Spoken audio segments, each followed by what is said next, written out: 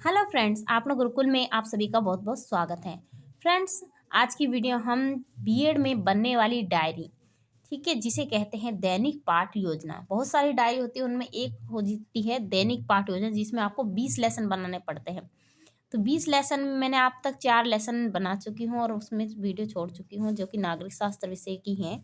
इसमें अब पांचवा जो है क्रमांक, यानी पांचवा दिन है मौलिक अधिकार के प्रकार। मौलिक अधिकार के प्रकार के ऊपर ये दैनिक पाठ योजना है।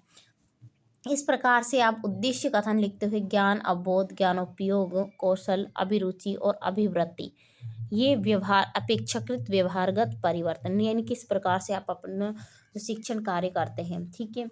तो इस ये सब आपको शिक्षण जो उद्देश्य कथन है फॉलो करने हैं। इस प्रकार से सहायक सामग्री लिखेंगे आप, लपट फलक, संकेत, चौक झाड़न, इनकी सहायता से आप शिक्षण कार्य करते हैं।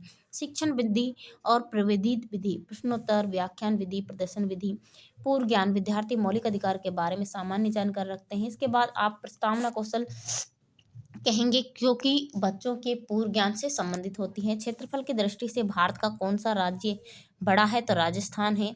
राज्य में शांति व्यवस्था बनाए रखने का कार्य कौन करता है, सरकार करती है। सरकार किसके अनुसार कानून बनाती है, संविधान के अनुसार। संविधान में नागरिकों को कौन से अधिकार प्राप्त है, तो मौलिक अधिकार। मौलिक अधिकार के बारे में आप क्या जानते हैं, समस्यात्मक प्रश्न। बच्चों, आज हम मौलिक अधिकार के बारे में विस्तार पूर्वक, यानी उनके जो प्रकार हैं, हमने मौलिक अधिकार का जो टॉपिक तो बना दिया इससे पहले, लेकिन ये क्या है, प्रकार के बारे में है। इनमें हम प्रकारों के बारे में बताएंगे। जैसे कौन सा प्रकार है, शोषण के विरुद्ध अधिकार।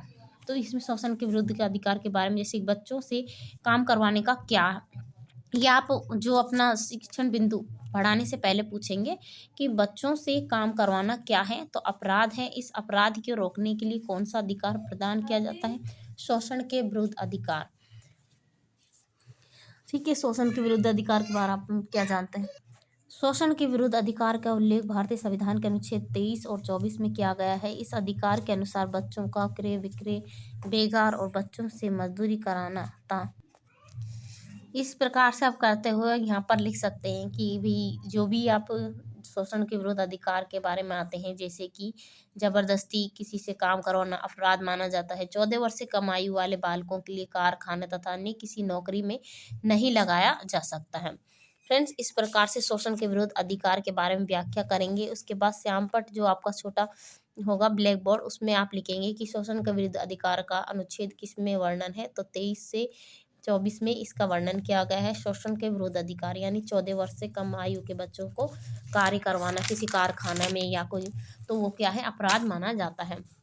बहुत प्रश्न स्पष्ट है। शोषण के विरुद्ध अधिकार किस अनुच्छेद में वर्णित है, तो अनुच्छेद 23 और 24 में। शोषण के रूप में क्या है, यानी शोषण का रूप क्या है, तो बेगार मजदूरी कराना, ठीक है, फैक्ट्री में मजदूरी कराना, ये क्या है, बच्चों से। तो ये सब शोषण के रूप है। नेक्स्ट है धार्मिक स्वतंत्रता का अधिकार। इसमें विकासात्मक करेंगे आपकी मंदिर मस्जिद आदि किसके प्रतीक हैं, तो धर्म के। अपनी इच्छा अनुसार धर्म को अपनाना कौन सा अधिकार होता है, तो धार्मिक स्वतंत्रता का अधिकार होता है। अपनी इच्छा से अपन धर्म अपना रहे हैं तो धार्मिक स्वतंत्रता का अधिकार हो गया।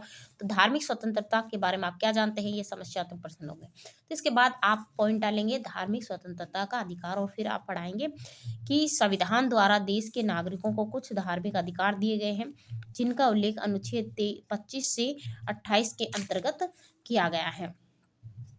इसके बाद आप यहाँ पर लिखेंगे कि इस अधिकार के द्वारा नागरिकों को पूरी धार्मिक स्वतंत्रता दी गई है। प्रत्येक व्यक्ति को अपनी इच्छानुसार धर्म अपनाने तथा उसका प्रचार प्रसार करने का पूर्ण अधिकार होता है। इसके बाद है कि बौद्ध प्रश्न 2 किए जाते हैं और विकासात्मक प्रश्न 3 होते हैं, ठीक है। याद रखें कि इस प्रकार से हमने 3 विकासात्मक क्वेश्चन किए थे, और जो बौद्ध प्रश्न होते हैं वो क्या होते हैं, 2 होते हैं, जो कि है फर्स्ट है धर्म से संबंधित कौन सा अधिकार दिया गया है, तो धार्मिक स्वतंत्रता का अधिकार। सेकंड है धार्मिक स्वतंत्रता का अधिकार का वर्णन किसमें है, तो देखिए अनुच्छेद है 25 से 29 में वर्णित है। शिक्षा व संस्कृति का अधिकार, ये शिक्षण बिंदु थर्ड है। इसमें विकासात्मक प्रश्न करेंगे, जो कि 3 होते हैं। फर्स्ट है विद्यालय में हम क्या प्राप्त होती है, तो हमें शिक्षा प्राप्त होती है। शिक्षा से संबंधित कौन सा अधिकार है, तो शिक्षा व संस्कृति का अधिकार है। शिक्षा संस्कृति का अधिकार आप क्या समझते हैं, तो समस्यात्मक प्रश्न हो गया। इसके बाद आप ब्लैक बोर्ड पर थर्ड शिक्षण पॉइंट डालकर इसके बारे में पढ़ाएंगे और कुछ महत्वपूर्ण जानकारी उसमें लिखेंगे, जैसे कि भारतीय नागरिकों के को संविधान द्वारा शिक्षा और संस्कृति से संबंधित कई अधिकार प्रदान किए गए हैं। इन अधिकार का उल्लेख अनुच्छेद 29 से 30 में मिलता है। भारतीय संविधान का अनुच्छेद 29 अल्पसंख्यकों हितों की सुरक्षा के लिए होता है। शिक्षा का अधिकार का इस प्रकार से आप मिनिएचर बना सकते हैं और इन तीनों मिनिएचरों में से एक बड़े चार्ट पर बनाकर आप प्रदर्शन कौशल देते हैं।